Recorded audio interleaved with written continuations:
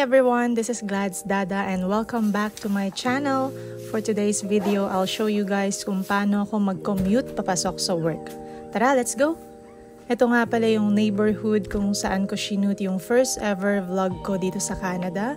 Medyo madilim pa ngayong umaga and hindi masyadong malamig kaya yung pinakamanipis na winter jacket lang yung suot ko. This is ultralight down jacket from Uniqlo. Matagal na sa akin to. Then may sweatshirt and polo shirt ako sa panloob. Tapos normal cargo pants lang and sneakers. Bale, 3 layers lang sa top. Ito nga pala yung nilalakaran ko papunta sa bus stop.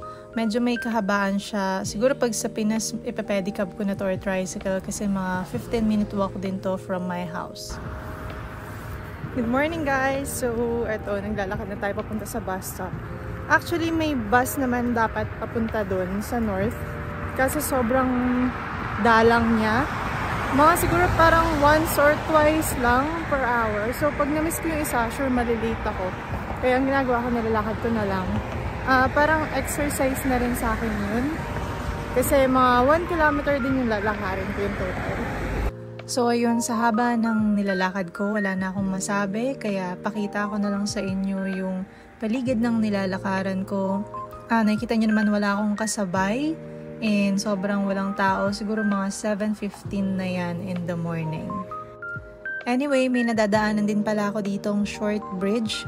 Kasi may stream sa ilalim nito. Tapos parang may walking trail din dito sa area namin na hindi ko pa siya napupuntahan. Pag di masyadong malamig or pag summer, dyan nagjo-jogging and bike yung mga tao. Ayan, malapit na tayo sa bus stop guys. Ayun nga pala yung bus na kailangan kong sakyan. Pero marami namang biyahe yan. Kaya in a few minutes may darating na ulit. Ayan, nakatawid na tayo dito sa bus stop. Dito tayo maghihintay. As you can see, wala ring mga tao. Siguro mamaya pa sila pag rush hour na. So habang nag-aantay tayo ng bus, pakita ko lang kung saan tayo galing. Kung nakikita niyo yung top of that hill, dyan tayo galing guys. Doon banda yung bahay ko. Ayan yung itsura ng nilalakaran ko. Everyday papasok at pauwi from work. Ayan, lumiwanag na, kakaantay sa bus. Ito nga pala yung gamit kong card para sa pamasahe dito. Preso card ang tawag. Niloloadan lang namin to ng monthly, then top unlimited na kami sa kahit anong TTC bus and subway. But normally, $3.30 ang isang tap and valid yun for 2 hours. Sa wakas, dumating na yung bus. Pasok muna tayo and don't forget to tap. Merong ibang tao dito hindi nagtatap pag sumasakay. Yung iba sinisita ng driver pero yung iba pinapalagpas na nila. So yung bus ride ko, saglit lang. I think 5 to 10 minutes lang. Depende kung nag-i-stop siya palagi sa mga bus stops or kung wala masyadong sumasakay.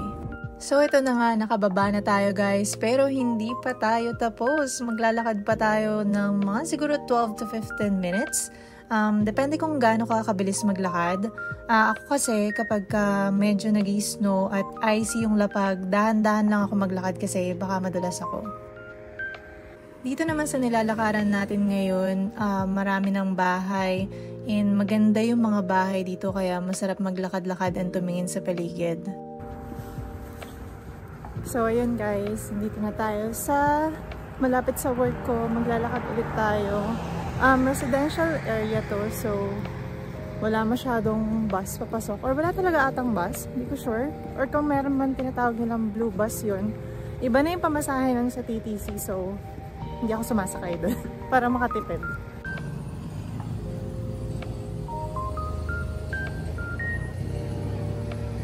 Ayan, sa gilid neto may malaking park. Tapos lagi tayo nakakakita ng squirrels habang naglalakad tayo sa area na to.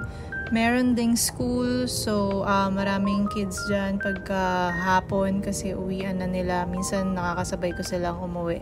Ito nga pala yung sinasabi kong blue bus na pwede ko ring sakyan. Nag-i-stop siya sa harap mismo ng workplace ko kaso iba yung fare. Marami ka rin makikita ditong nagwo-walk ng dogs nila, especially pag umaga. Kasi nga may park dito na malapit, so siguro dun sila galing. And ayun, speaking of walk, balik to lakad ulit tayo. Pag summer tapos lunch ko, pumupunta ako dito sa area na to. Dito ako kinakain yung food ko. Napaka-relaxing ng area kaya ang sarap tumambay dyan. Kaso dahil winter season ngayon, hindi muna ako pumupunta dyan dahil sobrang lamig. And finally, malapit na tayo. Nakikita ko na yung workplace ko. And nandito na tayo guys. Syempre, ayos muna tayo ng konti. Tapos dapat naka-uniform and suot ng safety shoes. And in a few minutes, mag-i-start na ako mag-work. So dapat ready na lahat. Tapos work hard na tayo kasi kailangan natin ng pambayad ng bills and panggastos sa konting luho. And after ng working hours, time to go home na. Mag-ayos lang tayo ng konti bago lumabas and umuwi. I hope you guys enjoyed the vlog today. Don't forget to like and subscribe sa ating channel. And kita-kits ulit sa susunod nating vlog. Bye!